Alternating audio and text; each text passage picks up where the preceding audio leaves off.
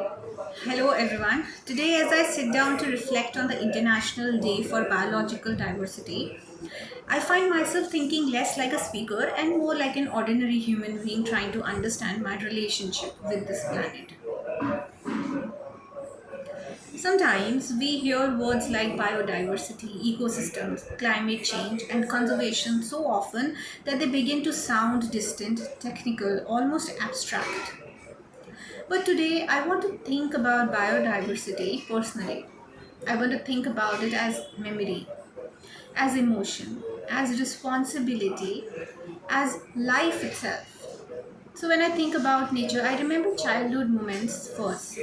The sound of birds early in the morning, the smell of wet soil after rain, trees swaying outside windows, butterflies in gardens, the comfort of shade on a hot summer afternoon. So at that age, I did not understand environmental science, did not know words like ecological balance, but I understood peace. Nature gave us peace long before we learned how to explain it scientifically. And perhaps that is why losing biodiversity feels so emotional today. Because we are not only losing species, we are losing experiences, we are losing balance, we are losing parts of the world that quietly healed us. This year's theme, Acting Locally for Global Impact, feels deeply meaningful to me because it reminds me that change does not begin somewhere far away. It begins close to us, in our homes, in our communities, in our habits, in the way we choose to live every day. Sometimes environmental conversations feel overwhelming because the problems are so large: deforestation, pollution, species extinction, climate change, water scarcity. It can make one person feel powerless. But I have started realizing something important. Global healing often begins with local awareness. A single person planting trees, a family reducing waste, a farmer protecting traditional seeds, a child learning to value rivers and forests, a community preserving biodiversity in small ways. These actions may appear tiny, but together they create cultural change. And culture shapes the future. I think one of the biggest problems today is that many of us have become emotionally disconnected from nature. We spend more time with screens than skies. We know digital trends faster than seasonal changes. We scroll past images of environmental destruction so frequently that we become numb to them. But nature is not background scenery, it is our support system. The food we eat, the water we drink, the air we breathe, the medicines we use, the climate that sustains agriculture. Everything depends on biodiversity. And yet, human beings often behave as though we are separate from nature instead of part of it.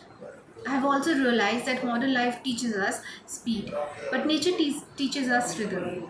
Tree grow slowly, rivers flow patiently, seasons change gradually, ecosystem survives through balance, not urgency.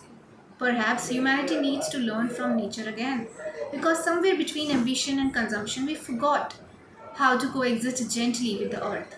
In India, especially, biodiversity feels deeply personal. Our country is filled with extraordinary ecosystems: forests, mountains, deserts, rivers, mangroves, wildlife, traditional crops, medicinal plants. And this year, seeing conversations around community seed banks, millet diversity, and wildlife conservation gives me hope.